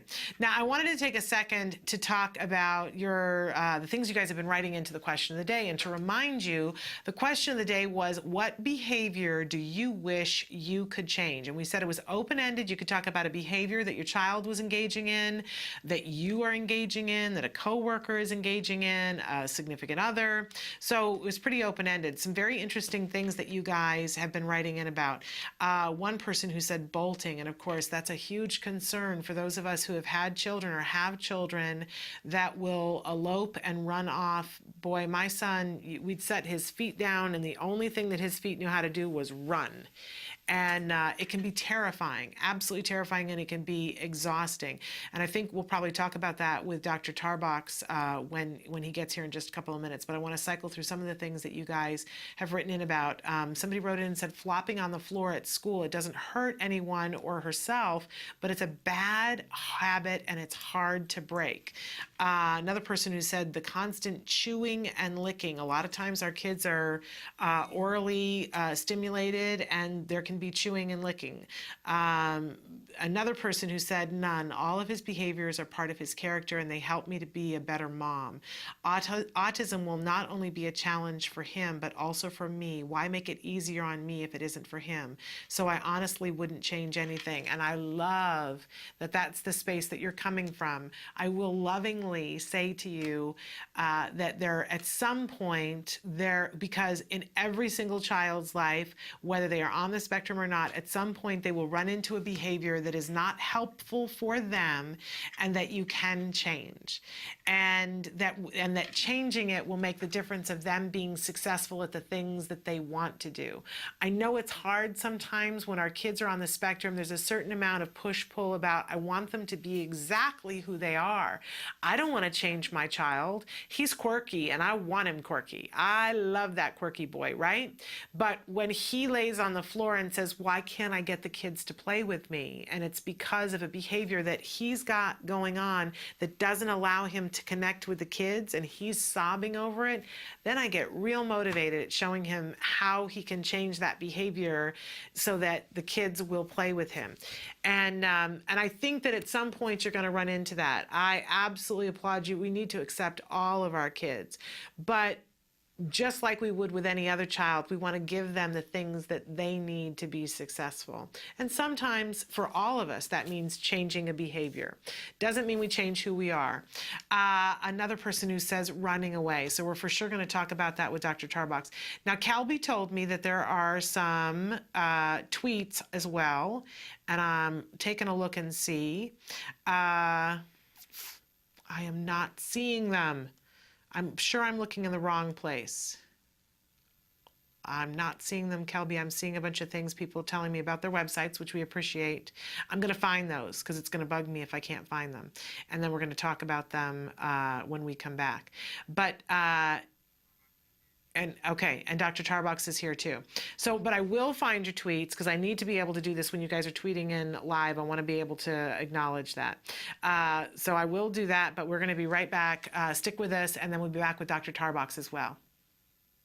Hi, this is Lisa Ackerman. Welcome back to Talk of Facts, frequently asked questions and answers for the autism journey. Now, this one is specifically for teens and adults with autism. I get this question all the time. What's new and exciting in the medical world today for teens and adults with autism? So let's talk about them. TMS, transmagnetic stimulation therapy, is something that is really exciting. I met with the author John Robeson. Look me in the eye. He's a gentleman with Asperger's, and something I hope all of our kids to strive and grow up and be just like him. He's amazing. He talked about TMS therapy and how he became more social aware. His smile was more natural, and I definitely can better understand things around him in those social settings. Another really great treatment that we're seeing just a ton of research on in the last 3 years is cerebral folate autoimmunity. You know, in the 90s, they started putting folate in all of our different foods and products. Well, some people, they have found out, and specifically a high percentage of children with autism don't process folate like how they should. Go figure. They don't do it the way the books say it's going to happen. So cerebral folate autoimmunity is just a really exciting new therapeutic to work with your physician on and to look to see if your child is a candidate for that therapy. And another common thing that we're seeing in teens and adults, and we've talked about it before in Talk of Facts, is seizures. Very serious issue that needs to be looked at. Abnormal brain waves or brain patterns or epileptic activity in the brain definitely needs to be addressed in children with autism. Again, I'm not a doctor, but I know doctors that can go through and work and look at the child and perform a 24-hour EEG. What they're finding with some of these anticonvulsant or seizure medications is kids start to make great gains in speech, cognition, sleep, learning, by treating any type of seizure activity.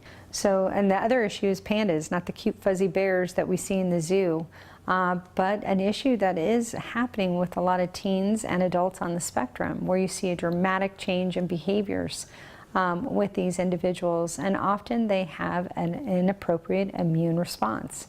TACA has a great white paper, so you can go look up in the pandas definition what to test and treat for and talk to your doctor about. But know that if you see an extreme swing in behavior with a child that goes from one place to a very negative place, we're seeing a lot of teens positively responding to treatments for pandas.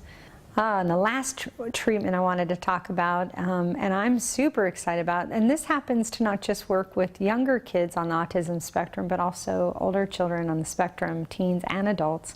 It's called mendability. And a great study just came out of UCI in May 2013 about a multi-sensory approach for individuals with autism. The whole premise behind the therapy is very simple, making it a sensory-rich environment so neural connections can make new pathways or at least connect in that individual. So kids with sensory issues, auditory listening issues, speech issues, they seem to really just respond to mendability, and I was so excited to see that new research. More research is being done on it, and the beautiful part about mendability is it's something parents can do on their own, administer with their child, and be connected to their kid as partners in the autism journey. Don't forget in any therapy or medical intervention to work with your physician and to do proper testing to know what your child needs and what treatments to pursue under a physician's care. So there's so many new things. I could go on for hours about new treatments and excitement, but there's the top ones that just have me so geeked here. But that's another Talk of Fact. Thanks for joining me, and we'll see you next time and on Real Journey, Real Questions and Answers to help your autism journey. Welcome back to Autism Live. We are joined in the studio live right now by Dr. Jonathan Tarbox. Welcome. Great to be here. Thrilled to have you here. For those of you who are just tuning in for the first time, Dr. Tarbox is the head of research and development at the Center for Autism and Related Disorders. He is also the director of the Autism Research Group, and he is someone who has been treating and is treating children on the autism spectrum for quite a while now. He's a wonderful resource for us. I was just filling Dr. Tarbox in that our question of the day today was, what behavior do you wish you could change? And we left it open-ended. It could be your behavior, somebody else's behavior, your child's behavior. And I was filling him in on some of the things that we were just talking about, but Kelby helped me to find the Twitter things that that I was looking for. So love this. Somebody wrote in and said that when I feel pressured into acting in a more neurotypical way instead of being myself, I'd like to stop that, and they hashtagged it autism. Another person wrote it in and said, judging, finger pointing, scoffing, parent shaming, bullying. Wait, did you mean my child's behavior? And no, it's open-ended, right? It could be anything. Absolutely, and I think there might be one more in here. No, it was somebody else who favorited that when you feel pressured into acting like a more neurotypical way instead of being yourself. Absolutely. I mean, I think that while we can't even begin to comprehend what that must feel like, I know that when I have a certain amount of social anxiety because I don't do well in big parties, and I know when I go to something or if I'm at a meeting, there's pressure on me to behave in a certain way. I know what that feels like, and I know the relief I feel when I cross the threshold at home and I just get to be me. Right, absolutely. So I can't imagine how that must be multiplied for our individuals on the spectrum. Absolutely, and like you said, I mean, it's a normal human condition to be pressured into acting ways you don't want to. I mean, all humans have that pressure, and yet to have a label put on your differences in behavior with all the stigma attached to it, and then to have so much pressure from society and your therapists and your parents and peers and whoever else said, oh no, you can't act like that, that's weird, you have to act normal.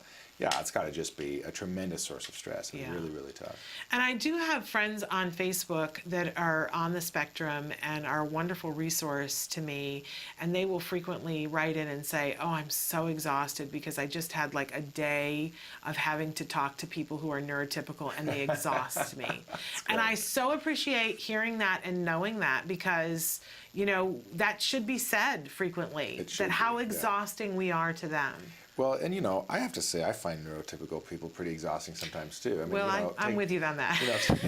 Taking my kid to a soccer game or Little League or something like that, and there's this expectation that you're a parent and you need to stand around with the other parents and you need to kind of chit-chat and make social banter, and there's a good reason for that, right? To kind of network and make sure your kid has other parents whose kids they can hang out with, and there's a good aspect to it. But let's face it, like most of that is just like that's what you're supposed to do, and you're the weirdo if you sit by yourself. And I hate that. Like frankly, 90% of the stuff that we all talk about is nonsense. It's it's filler. Yeah. And exactly. And then the next one about all the judging and the finger pointing and the scoffing and the parent shaming and the bullying and. Because I find, because I have that certain amount of social anxiety in those kinds of circumstances, but people don't think of me that way because I can be the loudest person. And if something's going on, I don't act shy at all. Right. Like if something's happening, I'll step right in. But if it's a bunch of people I don't know, I'll take refuge in my phone. And, and there have been many times people have said to me, you need to get off the phone. If you're here to watch your child, you need to get off your phone. And I just think, wow, thank you for thinking there might be more to that going on than just that. Right. And actually reinforcing the social anxiety that you already had. Right. Like great, thank you. That was why I didn't want to talk to you, because I was feeling judged. Now I feel better. Yeah, there's a lot of things going on socially that aren't necessarily the wonderful things, and I can't even begin to imagine what that must be like for our individuals who are on the spectrum. Absolutely. Okay, so maybe we could take just a second though, because two of the ones that I'm most concerned about that people wrote in about were about bolting and running away. Right. And we were just talking before we came on, we had covered it yesterday on the show, the case here in Pomona of the 17-year-old who had bolted before, had wandered before, and tragically within minutes of his mom reporting him missing was hit and killed on the freeway. Yeah, it's just devastating. And our thoughts and our prayers and our sorrow goes out to that family. So overwhelming. But I know Nancy and I were saying yesterday how important it is to us to help other people to understand what they can do so that doesn't happen more often. Right, and frankly, since probably the first year that I've been doing ABA for folks with autism, I worked on, elopement is the stupid technical term for running away or bolting, but that behavior, and it's so frustrating because it really is something that you can make a difference in, and yet at least once a month we probably hear of a case of someone escaping from their house and either drowning in a river, drowning in a lake, getting hit by a car. And it's just, it just feels insane because there is something we can do about it, and yet the tragedy just continues, unabated. And I really honestly believe that it continues because we're not getting support and knowledge out to the families that need it. And part of that equation is we need for you guys to ask for help. Our overriding topic for this week is getting support. Excellent. And this is a perfect example of, when something of this magnitude is going on, you've got to be willing to say, it's humbling, and I know it's hard. I have been there. You have been the person that I have gone to and said, I need help when my son was hitting me. It's hard. I'm not trying to candy coat it, but you got to be willing to say, I need help, or the bad stuff continues to happen. Right. Absolutely. And go ahead. I was going to say, tell us, some of the things that people need to know about why they should ask for help. Right. Okay. So like any other challenging behavior, elopement or bolting or running away, whatever you want to call it, it's there for a reason. It's because the individual is getting something that they want out of doing that behavior. And because of that, it's not likely to go away by itself. Most challenging behaviors don't just go away by themselves. They continue and sometimes get worse. So if your child is eloping right now, if he's doing that on a regular basis, or even only once a month, you should count on him doing it again in the future. And whatever level of vigilance you're able to maintain right now, in terms of keeping an eye on him, keeping all the doors locked, all of that, you should also count on the fact that you're a human being. Nobody's perfect, and you will make a mistake at some point. Everybody makes a mistake at some point, right? That's why we wear seatbelts, because eventually you're going to get in a car accident. Yeah, if you have a kid doing elopement or bolting, running away, whatever you want to call it, you should seek out help immediately. Definitely go to, all the stuff you always recommend. So parent support groups, just to get some support. First of all, there's lots of great parent groups out there. If you're not already connected, get out there. You can ask them, ask other parents if they've dealt with this problem successfully. They can refer you to good providers, but definitely contact your regional center or whatever your local service provider or local funding agency is to put you in touch with treatment providers. And then, of course, you need to get a BCBA. The BCBA is the professional who's trained and is an expert on dealing with challenging behaviors such as elopement. And there's research to show that, yes, this behavior can be treated just like any other challenging behavior. And as soon as you say BCBA, I'm thinking back to probably 7 years ago, and if somebody had said that to me, and my child was bolting at that point, and if somebody had said to me, well, you're going to need to get a BCBA, and right away I could feel like my eyes going, oh, I don't know what that is, but it sounds expensive, I can't afford it, I'm not going to happen, right? And where are those people, and am I going to have to get a plane to find those people? I just want you to know that there are probably BCBAs right underneath your nose, and you may not be aware of them. Right. And there are probably, very likely, some sort of support in your community or in your state that will either pay for it or help you to pay for it, and very likely, more than 50% of you watching, your insurance, your health insurance would now pay for it. Right. So don't assume that you can't. Right. Where might they find a BCBA? They're not necessarily hanging out on street corners. You can't go to Lowe's and they're standing there with signs saying BCBA for hire. Where do we find them? So, of course, you can contact CARD, right? Call the 800 number and see if any of our BCBAs are in your area. And you can also go to the BACB's website, which is bacb.com, and they have, I think the link says something like find a certificate or something like that. And there's a registry.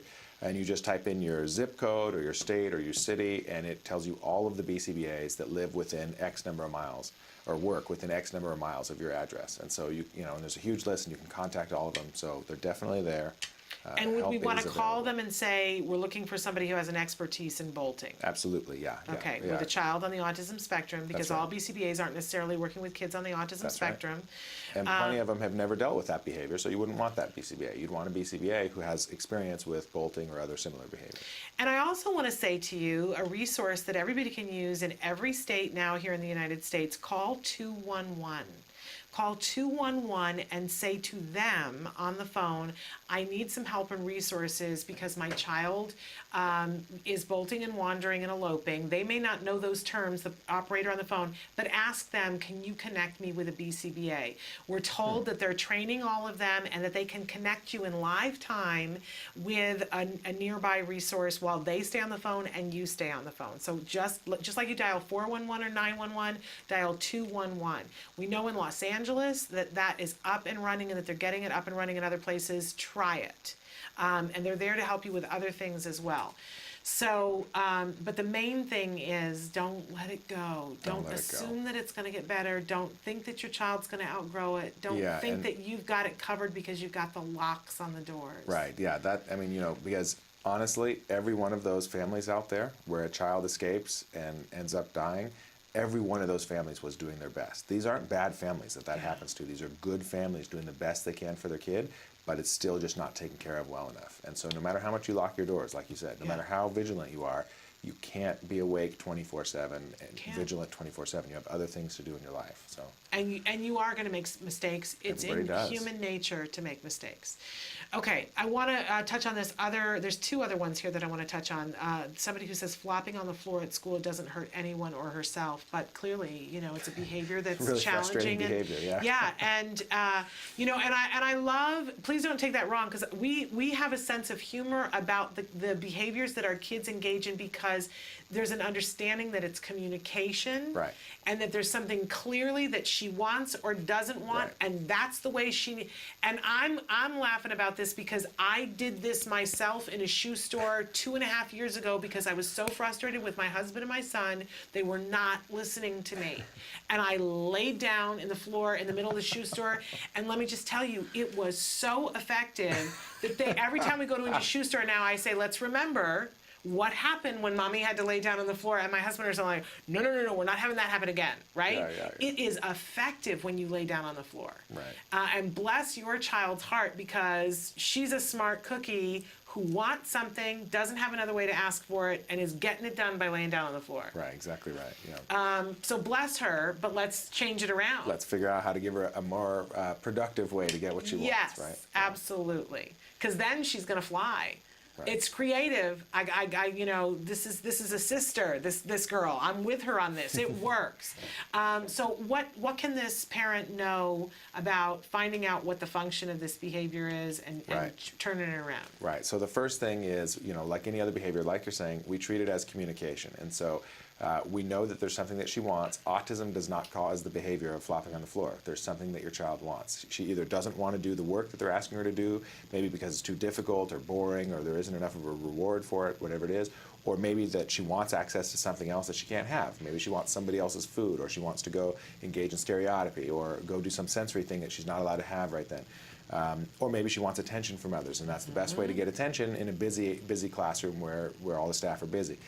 There's multiple different reasons why it could be happening, but the first step is to figure out what the reason is. And it could be more than one reason. Absolutely, yep. Okay. And so you figure out what the reason is. That process is called a functional assessment or functional behavioral assessment, depending on where you are. And then you can build a treatment plan that's based on that teaches the child a better way to get what they want, and teaches the child basically a way to manage their own behavior by not doing the flopping on the floor and instead asking for what they want, or instead using sign language or a PEX icon or something. But a more productive way of getting what she wants. Right, which my husband now wants to teach me so that I don't So you lay don't on have the to lay floor on in the the middle of floor. the shoe store. But it worked, right? Right. But now we have a different method of doing it. We prepare before we go in, and I tell what my expectations are, or I am going to lay on the floor. And So they're reinforcing your communication. That's rather right. than reinforcing your flopping on the floor. Exactly. It's important. So for this parent, do they need to seek out a BCBA, or should they look at the CIFA and see if they can do a BIP on this on their own? They can give it a shot. There's Okay. there's web-based tools like the CIFA that are available. It's part of skills. It certainly can't hurt to do that. However, if it's an ongoing, pretty challenging behavior, it is something that there's professionals that exist whose job it is to deal with that. If it's happening in the school environment, the school might have a BCBA who can perform the assessment. They absolutely should. But if they don't, then it should be a private BCBA. And that might be the best way to deal with it, is send them an email today saying we're requesting an FBA on this behavior. Do you have a BCBA?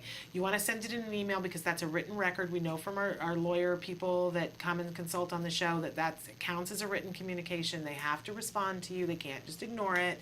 And they should have a BCBA on staff who can do an FBA and come up with the appropriate behavioral intervention plan, which BIP was our jargon today. Oh, all right, there you go. Making it all Behavior work. intervention Just plan. a fully seamed circle here. Okay, and then the last one here on the Facebook, the constant chewing and licking. Okay. Chewing and licking. So maybe of like one's shirt or something like that, And or they other don't objects. say more than or- that, yeah. but that it's going on a lot, and they say constant. So Right, I'm thinking a variety of different things. Right, yeah. And so most likely it's a automatically reinforced behavior or a self-stimulatory behavior. Of course, you don't know until you do the functional behavioral assessment, right, Yes. to actually identify the purpose or the cause of the behavior. And it's never good to assume. Right, you don't want to assume it. I love that old thing from The Odd Couple about assume. You know how they break that down? Because if you break it down in the first three letters, it says you circle the first three letters. The second set is the fourth letter, and when you assume, you make an ass of me. So don't assume. It's never good to assume. Don't assume. So get the functional behavioral assessment done.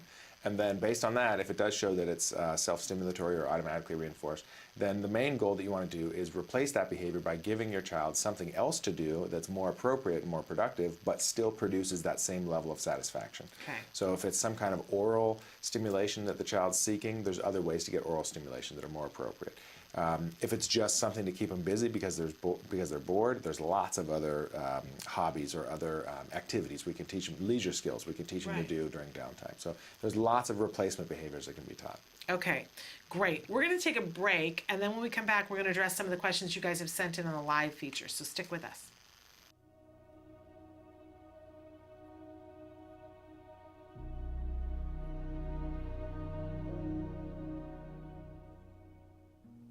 Hello, activists. I've been sharing with you my 10 steps of empowerment for parents of children with autism. Now I'd like to share with you something that I read when my spirits get down from time to time. It's called Anyway. People are unreasonable, illogical, and self-centered. Love them anyway. If you do good, people will accuse you of selfish, ulterior motives. Do good anyway. If you are successful, you will win false and true enemies. Succeed anyway. The good you do will be forgotten tomorrow. Do good anyway. Honesty and frankness make you vulnerable. Be honest and frank anyway. When you spend years building, it may be destroyed overnight. Build anyway. People really need help but may attack you if you help them. Help people anyway.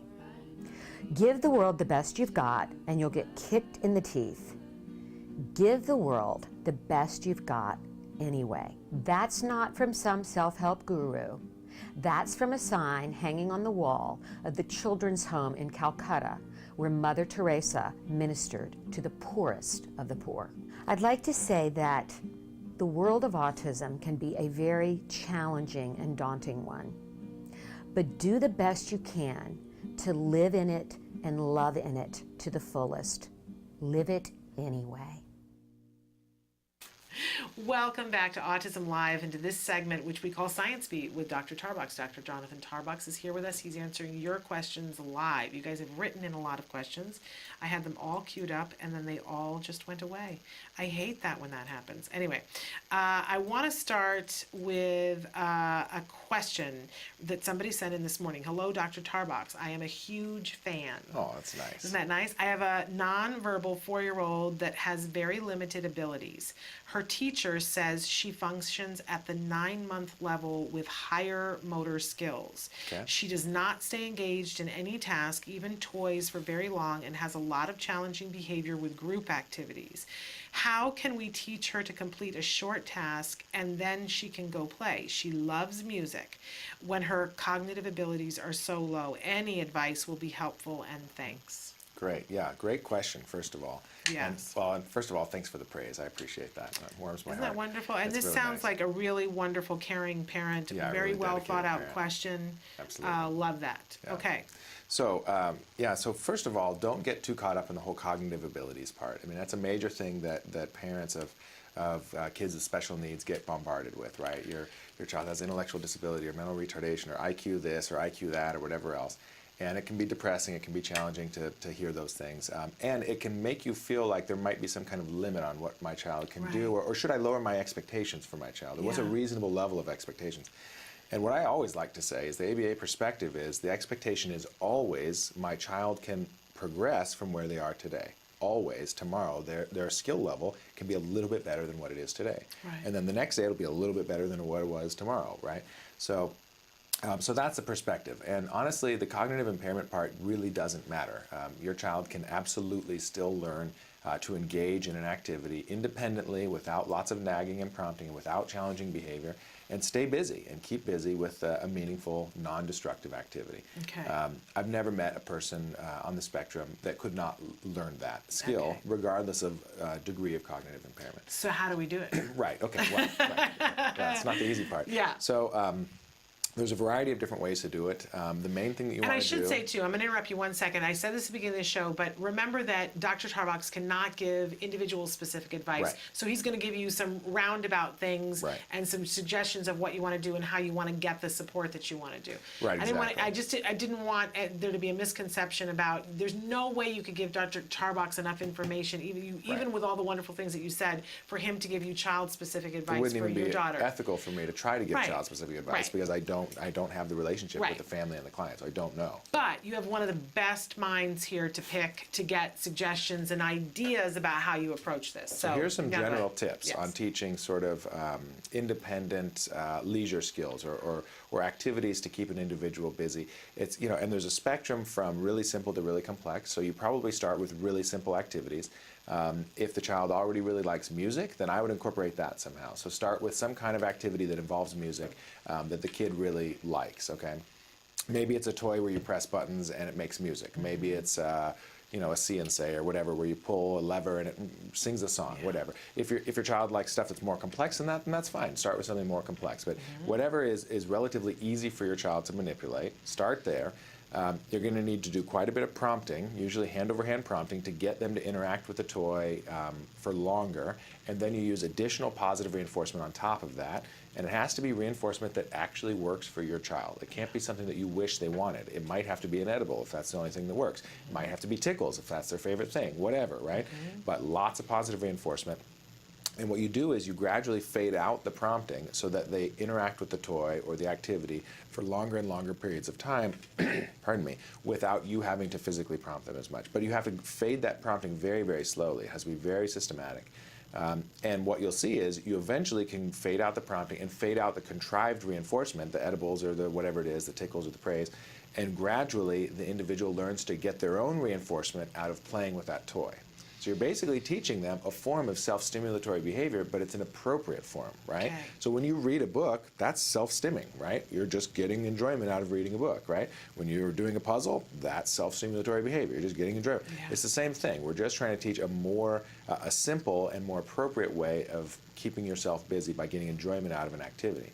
And of course, you're not just going to do one toy or one activity. You're going to do multiple different activities. Right. And it might take a while. It might take 9 months to reach full independence with those activities. Okay. It could take a very long time. But what we almost always see is if we train enough different activities with enough powerful reinforcers, that those activities start to become self-reinforcing, and the individuals will just want to do them on their own, even when they don't have to. And then there's lots of other things you could do too, like visual cues, picture activity schedules, things like that, that help increase independence and help help kids form the concept that after I entertain myself for a while in an appropriate way, then I get to go do the thing that I really want to do. Okay. Which is, kind of what we all have to do anyways, right? Everybody's on that schedule. I just as you were talking, I was thinking about there's an app that's called Smule. It's Smule, and you can get the free version, and there's a more advanced version that you can buy, but there's a free version, and it's a piano. And there are you touch it, and it plays the notes. No matter what you touch, it'll play a song. Cool. So you just put your fingers on it, and it feels like you're playing the piano, and little twinkly stars come down too. So it's got all this visual stuff that's happening and the sounds, and it feels like you're in control of it. It's great to hand a kid. It makes them feel like they're playing the piano because it plays the tune no matter what, and it's and you can get the free version of it. It sounds like fun. It is. It's a very fun game, and that might be something. Those kinds of things, and I'll bet there are a bunch of things things like that, as you mentioned, the toys too, that maybe if she likes music, that those will be things that she'd be interested in doing. Absolutely, and the key is get creative. Yeah. And if you think like, oh, well, maybe I should find 2 new toys for the kid to deal with, maybe you need to actually consider 20 different ones. You don't have to go buy all of them, but that might be how much different things you need to think about in terms of the creativity of all the different things that you need to try. It's not a simple process. I've told you before what we used to do with Jem to know which toys we're going to be reinforcing to him. We would take him to a toy store, idea. stick him in the cart, and start throwing toys in the cart and see what he would play with, and anything that he only played with for 3 seconds back on the shelf. Right. And I would spend hour, 2 hours in the store to see, and something that he would keep coming back to and want to play with. And if I tried to take it away to put another, and he was like, no, that was a keeper. Yeah, we have a name for that. The technical term for that is a single item preference assessment. And you give the learner a particular item and you measure how long they interact with it. And if they keep playing with it, that means they're going to want to work for it, or they're going to want to actually play with it as an activity. So you're saying I was conducting scientific and taking data. Let's say that I was doing that. Okay, so I hope that that's helpful, and then please write back to us and let us know. Okay, we appreciate you writing in. Okay, we have a question about video modeling, but I'm going to take a short break before we get to that. So stick with us. What is autism? What is autism? What is autism? What is autism? What is autism? What is autism? I've been asking myself that for a very, very long time. Let me think about that one. Trying to just Jeez. Let me think. Oh man, that's a rough one. Yes. Autism. autism is a neurological disorder that affects many of our kids in different ways. It's a learning disability that affects the cognitive functions of the brain. A lot of people have the misconception that it's a disability, and it's really not. I look at it as like a special gift. When one person thinks differently from another. It's an opportunity for everyone to learn to understand someone that's a little different than them. Autism is the ability to educate. They're given so much talent in different areas. To me, autism means a chance to be with and be around people you really care about. Autism is beautiful. It's a way of seeing the world differently. It's always unique, totally intelligent, and sometimes mysterious. Happiness that comes out of my son's hard work. It's a movement. Unpredictable. That's right. Awesome. Love. The field I want to work in. Laughter, fun, joy. Autism is beautiful to me. I want you to remember these 3 words. There is hope.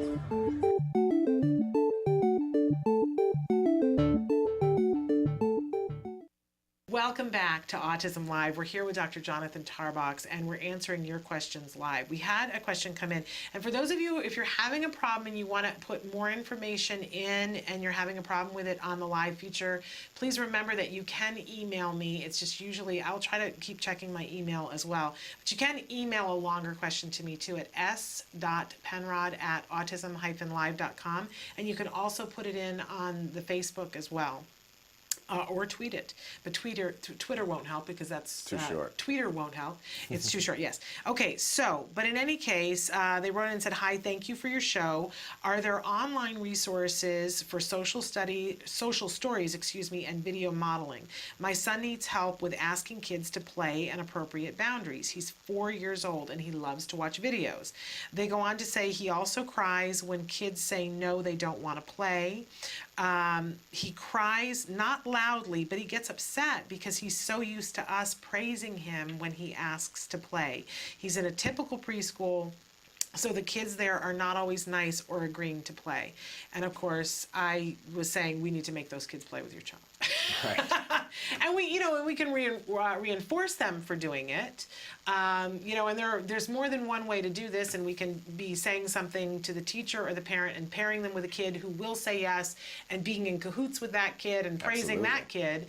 But her main question here was about, are there resources because if he watches videos to learn things, are there things that we know of, and then maybe you want to weigh in on how to help her? Sure, yeah. So there are a lot of resources out there on social stories, and social stories usually, there's no research to support social stories used independently, but there is a lot of research to show that when you combine a social story with proven ABA techniques like prompting, reinforcement, and fading out the prompts, that actually it works really well. That package works really well. As far as video modeling goes, I know there's one curriculum available by the New England Center for Children, so they can do a Google search for that. Okay. I'm not too familiar with too many others. I'm sure there's stuff out there, but I'm not as familiar. Okay, and what would you think though about if he likes watching videos of them making their own video? Absolutely. Of him doing something, or maybe getting just one kid in the neighborhood, having him be there while you, and get get your smartphone out and say and ask the child, now go up to the person and do this, and then they do it, and you videotaped the child was there, and then you show them the video. Right. Yeah. We found it fascinating with Jem because Jem he used to like the Teletubby videos that they would show of the kids. And I think a lot of kids really, you look at Teletubbies and you go, I don't understand this, right? The whole thing begin to end, why is this so popular with kids? But there was always that section where they would show the video of the kids playing, and it seems like kids are really drawn to that. And they would not only show it once, they would show it again a second time, because they would show the video on the Teletubby's belly, and then they would come back to the show, and all 4 Teletubbies would be standing there, go again, and then they would show the video a second time, which I was like, what a crazy way to do programming. Yeah. Except that it gave the kids another opportunity to learn from the video. Yeah. That's a good Now I point. get it and go, hey, how smart is this? But I'm just thinking if there's a way to harness that for her to show her child. Sure, yeah, and with everyone, with smartphones and iPads and all that stuff these days, I think pretty much every Apple device comes with video editing software that's fairly easy to use. I don't know, it's easy for me to say, but so depending on your sort of level of tech savvy, you can absolutely make your own videos. We have parents doing that all the time, and ABA therapists and supervisors do that all the time. And we found that was really effective with Jem, that when we would make a video, and sometimes we used him and sometimes we used his friends, or we took pictures of his friends when we were teaching him action words, we had him there and we were asking them, we had such a fun night with a group of friends where we took pictures and we would say, okay, the next one that we have to do is drinking. And everybody would pose in all these different poses, and we'd be saying to Jem, which one should we take a picture of? And we'd take a picture of that, and then he looked at it, and he learned those faster than anything else, because he was there and they meant something to him, and it was captured on the picture, so he had something to reference it. I actually think it helped him with his memory too. That's cool. So anyway, just something to throw out. Great idea. Okay, but let us know what ends up working, and don't be afraid to write. And if you got a longer answer, I know you were struggling with getting all that in. Somebody wants to know, what age can autism be diagnosed? Right. So, and I'm not an expert in diagnosing. I'm a behavior doctor. I'm not a licensed psychologist, not a clinical psychologist, and I'm not a medical doctor. So I actually don't do diagnosis. I just do treatment. But I do know a bit about the process, and I know something about the recent research on it. And basically the idea is every few years research comes out that shows that there are traits or there are symptoms that are detectable at a younger and younger age. No one really gets the full diagnosis until I think about 2 years old these days. But as early as 12 to 18 months, there are major red flags, and you can get sort of a provisional diagnosis or diagnosis of at risk for ASD, which can be actually very helpful in getting services. So really, honestly, as soon as your child starts to, as soon as you start to notice real concerns with excessive amounts of repetitive behavior, meaning like all babies engage in repetitive behavior, but if it's really, really the same way over and over and over, then that's something to look out for, like around age 1. No response to name. So if you call the baby's name at 12 months of age and they don't turn around and they don't look at you, no response at all to name, it's a red flag. Little to no eye contact or little to no interest in sharing their experiences with others. So if something happens in the room that's different or interesting, what you're looking for is joint attention, which means the baby looks at it and then looks at mom to see if she sees it too, right? Okay. Or if you look at the baby and go, look at that, then the baby looks towards where you're pointing. All of those behaviors are indications that the baby is engaged in the social world, that the baby is tuning into you and tuning into whether you're tuning into him or her. And if there's a lack of that, all of those symptoms are a red flag. Doesn't mean your child has autism at all, but it just means go get them assessed, go get them screened. Yeah, it's time to pull in some support. That's Yeah. that thing we come back to. Okay, we've got way too much to cover here. So Shannon and friends. So I wrote in last week from South Dakota about my son's school suggesting out-of-district placement after only 5 weeks of kindergarten. Wow, okay. I suggested a couple of things, and she's done those. The IEP meeting is tomorrow, which is Friday. So I went and toured the only option of the school that was offered thus far. Though I am researching and coming up with my own ideas like card remote, and this school that they suggested was disturbing to me. The 2 padded rooms and the knowledge that they most likely would have already used restraints on my child. Kind of kindergartner? Based on specific behaviors is enough to convince me it is not for us, though there were other reasons too. Please pray for us or send well wishes our way that my son receives an appropriate education where his behaviors are always dealt with in a manner that moves him forward with dignity and knowledge. And I had said last week that, after 5 weeks of kindergarten, that I would want to know why. Right. Why are they wanting to move setting? And, it suggests to me that they're not prepared. And this setting, I just want to honor for every parent that's out there that we need to get support, but we also need to honor our gut feeling. And your gut feeling before you ever saw this school was that this was not the right placement for your child. You shared that with us last week. And based on what you saw, you feel that that's not the case. And I really am so thrilled that you're honoring what your gut is saying. Yeah, and I'd like to say, without knowing anything about your child or the specific behaviors that are exhibited at school, it's extremely rare that a kindergartner needs to be manually restrained or physically restrained. I mean, that does exist, that case exists, but it's extremely low frequency. I mean, very, very, very, very rare.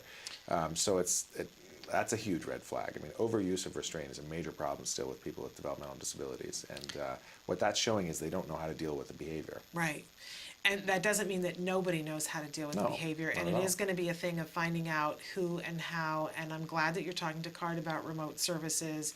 And if there's anything that we can do to help you, She have really my should email. have a board-certified behavior analyst involved in the process. Invite the BCBA to your team meeting or to your IEP. Have them go observe the school. I don't know if she already has a home-based program or not, but getting a BCBA involved is a good idea. I mean, that's the bread and butter of what BCBAs do, is figure out issues of severe behavior and restraint and things like that, and appropriate placement.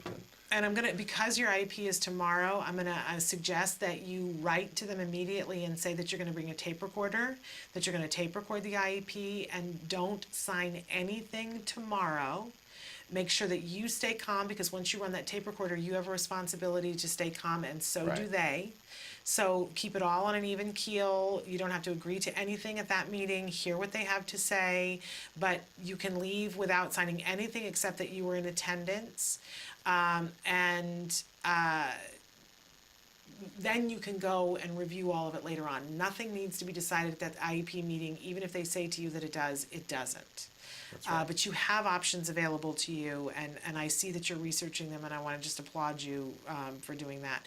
And we've only got a couple of minutes here, but earlier we had Dr. Nadowski on talking about food issues. Somebody said, hi, when my son was 2, he ate more varied food than he does now, like oatmeal and eggs. He doesn't eat as much food now. What types of things could be causing this, and what should I do? Okay. Well, yeah, it's actually very, very common in individuals with on the autism spectrum is food selectivity or picky eating. All the way spectrum from kids who are somewhat picky to kids who are so picky, and not just kids, but adults who are so picky that they'll only eat 2 or 3 different foods. And that's a major medical issue, really, at that point. I mean, it's a major nutritional problem if we're only eating 2 or 3 different foods. Yeah, you can absolutely, there's absolutely things you could do about it. We treat feeding issues at CARD. Adele and I are both have done research in that area and fairly well experienced in that area. And really all it comes down to is positive reinforcement and baby steps, taking small baby steps, trying not to make meals aversive or frustrating, but being really systematic. And again, honestly, getting a BCBA involved is going to be your best bet. And you have to ask them, do you have experience specifically with treating selective eating? And if so, what are your results usually, and how long does it take? And the answer that they give you should be impressive. Okay. Most BCBAs actually don't have expertise in this. Okay, so we're really looking for somebody with specific expertise. And then the last thing, I don't mean to end on a bad note, but somebody wrote in and said, what about saying you need to be good if you want to eat lunch or dinner? Because this particular person had that happen to them. We never, ever make eating the thing that is conditional upon good behavior. Not ever. No, in fact, I mean, I think that's called child abuse. I mean, you're not allowed to deprive a human being of sustenance, ever. You can't do that. You can say you're not going to get your favorite dinner if you have bad behavior, and if you have good behavior, we'll get you your favorite dinner. That's fine. But you are not allowed to withhold, you're not allowed to starve somebody, period. Absolutely not. So I'm sorry that that happened to you. That is not acceptable. That is not a part of equality, any kind of treatment. Forget ABA, any kind of treatment. It's not even legal. Kind of it's not even legal in most states. It isn't. And it's something that we need to be aware of as parents, that we don't say that. I think sometimes we fall into negotiating things. That's not an appropriate thing to say. And clearly you're an adult and that you have issues about this, you know, because you're wanting to know about that. It's not what we need to be saying. That's so let's be clear about that. We are totally out of time, but I thank you so much for being here. It's always a pleasure. I thank all of you for being here, and I thank all of our guests for being here this week. We are not going to be here next week because it's fall break, and so I'm spending some time with my son. I'm going to do some other exciting things that I may get a chance to tell you about when we come back the week after. But I will be tuned into Facebook and Twitter and those kinds of things. And by the way, I forgot that I wanted to say that we had a writer, I believe on the Twitter, who wrote in and said that they fixed their child the pasta dish that we debuted a new recipe that's on the blog that you need to check out. Black bean pasta that's amazing from Explore Asian with a squash sauce, the squash and cheese sauce, cheese in parentheses because it's Daya, it's all non-dairy.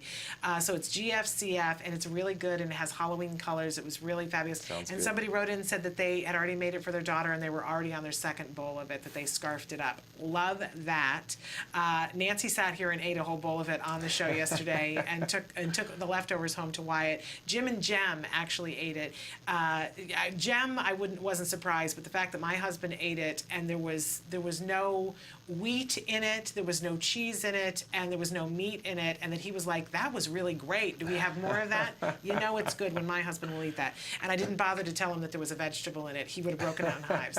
So check it out. The recipe is on the blog. And by the way, Explore Asian, if you want to try that pasta, if you like their Facebook page, you can get a 50-cent coupon off for that. So we're out of time. We will see you in 2 weeks. Until then, give your kiddos a hug from me. Bye-bye for now.